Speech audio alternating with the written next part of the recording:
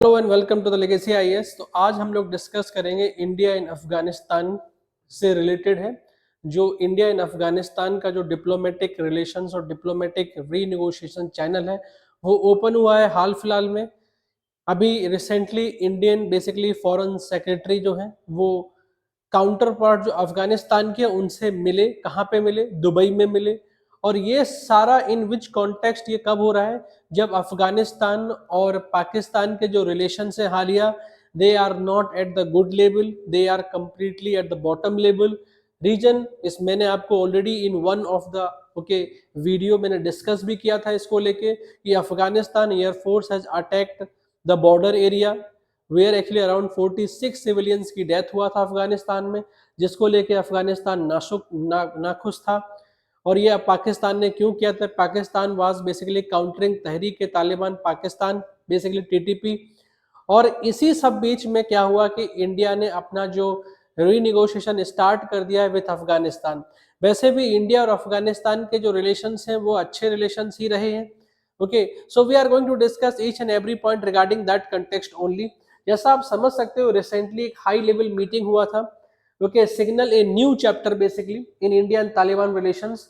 उसका गोल क्या था? India diplomatic approach towards Afghanistan ये इवॉल्व हो रहा है। अब इस हाई लेवल मीटिंग की अगर हम बात करें तो India foreign secretary Vikram Misri met acting Taliban foreign ministers Amir Khan Muttaqi in Dubai. तो ये मुलाकात कहाँ पे हुई है? ये मुलाकात दुबई में हुई है, दैट इज थर्ड पार्टी में, ना तो इंडिया में ना अफगानिस्तान में। ये हाईएस्ट लेवल इंटरेक्शन है 2021, मतलब 2021 से जब जो यूएस बैक्ड गवर्नमेंट थी that was removed and Taliban government came to power in 2021। उन 2021 के बाद से सबसे ज्यादा हाईएस्ट लेवल इंटरेक्शंस है, बिकॉज यहाँ पे इंडियन फॉरेन सेक्रेटरी इन्वॉल्व है। सी अभी भी इंडिया फॉरेन मिनिस्टर नहीं बट सेक्रेटरी इन्वॉल्व है। बट इस लिहाज से भी this is a high level meeting between India and Afghanistan. तो ये किस कंटेक्स्ट में था? जैसे मैंने बताया था, rising tensions push Pakistan and Taliban relations to the brink, ये योर कंटेक्स्ट है। Will former friends Pakistan and Taliban be able to mend relations, ये उस वे में है कि जब पाकिस्तान और अफगानिस्तान के रिलेशंस अच्छे नहीं है। जैसा कि मैं आपको इफ आई टेल यू कि जब टिल 1992 जब Russian government backed government Taliban में थी, उस समय India basically has supported Russian backed Afghanistan government, जबकि वहीं पाकिस्तान ने बैक किया था तालिबान को। लेकिन आफ्टर 1992 जब रसिया वहां से चला गया और Taliban government came into power there, तो इंडिया को थोड़ा उसका खामियाजा भुगतना पड़ा, because India was not supporting the Taliban. After that 9/11 US came there in Afghanistan, and then US backed government was running this. And during that time if you see India's relationship with basically Afghanistan president Hamid Karzai के साथ बहुत अच्छे थे। Even Hamid Karzai इतना सारा visit मारते थे India में कि इतना सारा कोई भी शायद विजिट मारा हो, मतलब हर दूसरे और तीसरे दिन वो इंडिया में ही रहते थे। मतलब 2004 से लेकर 2014 तक जैसे हामिद करजई यहाँ पे रहे। लेकिन यहाँ पे इंडिया ने क्या खोया? India has actually lost other friend, like India was negotiating only with one friend जैसे Hamid Karzai. But for example Afghan घानी थे, उनसे बात नहीं किया। But after 2014 he became the this Afghanistan president. तो जैसे फॉर एग्जाम्पल हाल फिलहाल में if I give you another hint like Bangladesh, तो बांग्लादेश में इंडिया के रिलेशनशिप शेख हसीना के साथ बहुत अच्छे थे। बट कि वहीं पे जो दूसरी पार्टी थी जैसे Bangladesh national party, India was not negotiating in that way with that political party. And उसका फॉर एग्जाम्पल अगेन हमको खामियाजा अभी भुगतना पड़ रहा है regarding India and Bangladesh relations. वहीं पर फॉर एग्जाम्पल अगर हम बात करें म्यांमार को लेके, तो म्यांमार में जब military backed government was running at that time, India was supporting a democratic lead government. तो उस समय भी फिर क्या हुआ कि इंडिया के और म्यांमार के relations they were not at the good point, और वहां पे चाइना ने बाजी मार ली और चाइना ने वहां पे म्यांमार को पूरा कब्जे में ले लिया। सेम अभी बांग्लादेश के साथ इशू है, देखो पाकिस्तान बांग्लादेश रिलेशंस अच्छे होने लगे, बांग्लादेश चाइना रिलेशंस अच्छे होने लगे। इसी के डर की वजह से इंडिया को लगता है कि अगर हमने अब फिर से अफगानिस्तान के साथ वही काम किया, if I am not supporting basically Afghanistan Taliban government, और अगर हम एक मोरल हाई ग्राउंड में बने रहे, उस मोरल हाई ग्राउंड में क्या हुआ कि हमको ये चाहिए कि democratic lead government should be there, तो हम एक अफगानिस्तान को भी खो दें, जबकि अफगानिस्तान की जो स्ट्रेटेजिक लोकेशन है वो सभी लोग जानते हैं कि बिकॉज ये बफर जोन क्रिएट करता है एंड ये एक इंडिया को एक एक्सेस देता है टुवर्ड सेंट्रल एशिया। तो because of that reason is India want to maintain a good relations right now with Taliban. तो ये वो बेसिकली एक कंटेक्स्ट मैंने आपको बताया था, जिसमें फॉर एग्जांपल अगर आप देखो तो इसमें क्या stepping up its outreach with Taliban rulers of Afghanistan, Indian foreign secretary Vikram Misri met with the regimes acting foreign minister Amir Khan Muttaqi. According to statement क्या है कि discussion covered topics such as security concern in Afghanistan, need for India to engage in developmental projects and provide humanitarian assistance, and Afghanistan's use of Chahar port in Iran to bring trade to the conflict ridden country। तो देखो यहाँ पे Chabahar port की बात आई है कि how India need to help Afghanistan by accessing Chahar port and through that India can reach to the Afghanistan। We will cover this point at the later stage। तो अनदर इंपॉर्टेंट है कि क्या है countering China's influence, why actually we are renegotiating basically with Afghanistan just to counter China, because China's growing influence in Afghanistan post 2021 is concern for India, and India seeks to counterbalance China's regional dominance. Preventing China's strategic encirclement is a key objective, and China and Pakistan cooperations in Afghanistan necessitate Indian engagement with the Taliban, and because of this one region also India जो है अफगानिस्तान के साथ engage कर रही है। वहीं पे for example अगर देखें India is significant regional partner है, बिकॉज तालिबान ने रिकॉग्नाइज भी किया है कि India is significant regional and economic partner है, and potential for growth because of that reason is. अगर इसकी रीओपनिंग ऑफ डिप्लोमेटिक चैनल्स की बात करें तो मैंने बताया था 2021 के बाद ही हाईएस्ट लेवल की टॉक है, लेकिन 2022 में India partially reopen its embassy in Kabul deploying a technical team, and 2023 में Taliban appointed basically Ikramuddin Kamil as its acting council in Mumbai, because after 2021 क्या हुआ था कि जो वीजा जो प्रोसेस था वो इंडिया ने स्टॉप कर दिया था। India was not giving visa basically student visa और मेडिकल वीजा, लेकिन अभी इंडिया ने फिर से स्टार्ट कर दिया और तालिबान ने भी एक, ये बेसिकली एक स्टूडेंट है जो इंडिया में पढ़ा हुआ था और उसी स्टूडेंट को अफगानिस्तान ने इंडिया में एज ए काउंसिल लगा दिया है। तो इससे पता चलता है कि India is ready for renegotiating this. Now अगर हम बात करें कि what happened with India in Afghanistan relations, so it is going to boost trade, for example Chabahar port trade via Iran Chabahar port and long term investment, because India has invested around $3 billion investment in Afghanistan developmental projects over 20 years। और वहीं पर अगर हम Chabahar port की बात देखें तो for example if you check it, this is Chabahar port, for example this is Gwadar port that is Pakistan, जो बलूचिस्तान जो China and Pakistan economic corridor है उसके लिए है, करेक्ट है। अगर आप देख सकते हो यहाँ पे फॉर एग्जांपल दिस, और ये for example this is Chabahar port है एंड दिस इज मुंबई का कांडला पोर्ट है। सो मुंबई से कांडला पोर्ट से अगर आप यहाँ पे चाबार पोर्ट जाओगे it is just 550 kilometre distance है। कितना है ये, कितना डिस्टेंस है, इट इज 550 किलोमीटर डिस्टेंस है, and through that only India can enter into Afghanistan Kabul, that means India can bypass Pakistan. अभी क्या था, if India want to enter into Afghanistan India can enter through Pakistan only, correct है, लेकिन now India can enter into Afghanistan just through the Chahar port that is located in Iran। और यहीं से for example हम एक और रूट निकालेंगे जिसको बोलते हैं नॉर्थ साउथ ट्रांसपोर्ट कॉरिडोर। देखो ये मुंबई फॉर एग्जांपल कांडला है, यहां से फॉर एग्जांपल अगर हम जाएंगे for example Chabahar port Iran Azerbaijan और होते होते फिर रसिया तक पहुंच जाएंगे। जबकि करंटली जो हमारा रूट है currently if we need to reach here Saint Petersburg of Russia then we are reaching through this.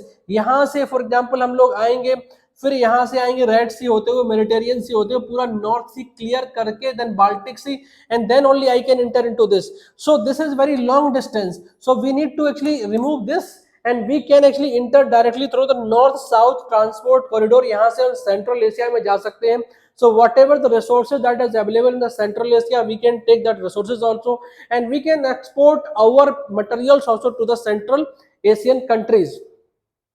अब नेक्स्ट अगर हम बात करें for example humanitarian and developmental aid की बात करें तो इंडिया ने अफगानिस्तान को क्या प्रोवाइड किया है, as a health care they have provided like 300 tons of medicines, tons of earthquake relief materials, pesticides and doses of polio, and जो वैक्सीन था during covid time 1.5 million vaccine India has provided to the Afghanistan. वहीं पे refuge rehabilitation and food aid also India has provided in the form of like wheat, winter clothes, ये भी India ने अफगानिस्तान को provide कराया है। वहीं पे फॉर एग्जांपल अगर हम कल्चरल एंड स्पोर्ट्स डिप्लोमेसी की बात करें तो कल्चरल स्पोर्ट्स डिप्लोमेसी में for example cricket diplomacy we are running with Afghanistan regarding strengthening sport type particularly in cricket with the help of BCCI. हमने अपना जो नोएडा में जो स्टेडियम है that also we have given to the Afghanistan to practice. And then people to people relations and soft power like using sports and cinema. Cinema is very well known in Afghanistan, and through that we are actually using this soft power to make a good relations with Afghanistan. वहीं पे for example अगर हम पाकिस्तान अफगानिस्तान के relations की बात करें तो Pakistan Afghanistan relation से they are not good. Reason is this air strike, जो पाकिस्तान ने एयर स्ट्राइक कर दिया अफगानिस्तान के पक्तिका प्रोविंस में, जो हमने डिस्कस भी इसमें 46 सिविलियन का डेथ हुआ था, जिसकी वजह से अराउंड 15,000 अफगान सोल्जर्स है they are coming to the border of Afghanistan and Pakistan, specially Durand line बोलते हैं। और जो अफगानिस्तान है, Afghanistan never call that Afghanistan Pakistan border is a Durand line. Afghanistan उसको बोलता है hypothetical line, because Afghanistan is not going to accept that Durand line that was created by the British. Next civilian casualty हुआ, India response क्या हुआ? इंडिया ने पाकिस्तान को condemn किया इन supporting Afghanistan sovereignty. And next for example अगर हम देखें for example balancing regional power, इससे हमें क्या फायदा होगा? बैलेंसिंग रीजनल पावर, तालिबान से ऑटोनॉमी मिलेगी। अभी तक क्या था कि तालिबान एंड अफगानिस्तान दोनों हाइफन में चलते थे। Now demonstrating independent from Pakistan influence, अभी क्या है कि पाकिस्तान के इन्फ्लुएंस में काम नहीं करा, ऐसा सो होगा। अब Taliban is taking its own step, तो तालिबान ऑटोनॉमी आ जाएगी, ग्लोबल एंगेजमेंट हो जाएगा, because engagement with India, Russia, China, Turkey and Iran. जो अफगानिस्तान है, Afghanistan is already engaging with countries like Russia, China, Turkey, Pakistan. इतना वो इंडिया से एंगेज नहीं किया था because India was having a moral high ground, because India want to engage only with democratic elected government, but now they want to enact this connect with India also. Regional dynamics आएगा, shifting power balancing इन south Asia. अभी क्या होगा कि for example Pakistan पे थोड़ा दबाव बढ़ेगा इसकी वजह से। Another is India's long term strategy, यही रही कॉशियस एंगेजमेंट। क्या है? India maintain influence while addressing security concern and security focus क्या होगा? Addressing risk related to the radicalization and terrorism. अगर हम उसको अफगानिस्तान को ऐसे ही छोड़ देंगे then what will happen? Radicalization and terrorism also can be increased. So ये हमारा एक सिक्योरिटी कंसर्न भी है। वहीं पे non recognization of Taliban regions, for example India ने ऐसा क्यों किया इतनी जल्दी से? India has not recognised Taliban reasons. Reason is this diplomatic complexity, because India like other countries has not officially recognized Taliban government. I told you because ethical issues. Balancing act क्या होगा? Engaging without formal recognition complicates the diplomatic relations. अगर हम engagement नहीं करेंगे, correct है, engaging without this formally recognize this Taliban government, it is going to basically complicate our relationship. तो ये एक और ऐसा इशू इंडिया के और अफगानिस्तान के बीच चल रहा है। Now human right concern भी like ethical dilemma. इंडिया का silence basically on the issues like ban on girls education in Afghanistan, ये एक इंडिया का एथिकल कंसर्न है। India is not speaking about it. Then democratic values, balancing strategic interest with commitment to the human right, that is again India का work. So India need to balance. How to balance this? For example, strategic interest जो India के हैं with basically commitment to the human right. उसके बाद हम देखें security challenges हैं like Taliban resurgence, increase radicalization in the region, security risk है, strategic response mean developing counter measures to mitigate this risk, and because of that reason basically India to renegotiate with the Taliban. If we are not renegotiating तब क्या होगा कि security challenges हमारा आ जाएगा। उसके बाद अगर हम देखें मेंटेन रीजनल इन्फ्लुएंस रहेगा, keeping channels open with Taliban is crucial for India, क्योंकि आप नहीं बात करोगे तो कौन है? चाइना बात कर लेगा, पाकिस्तान बात कर लेगा, इससे इंडिया को प्रॉब्लम रहेगा। And countering Pakistan also, effort to balance Pakistan influence in Afghanistan. अगर हम डायरेक्टली उनसे डील करेंगे तो जो पाकिस्तान का जो इन्फ्लुएंस है in Afghanistan that also can get reduced over here.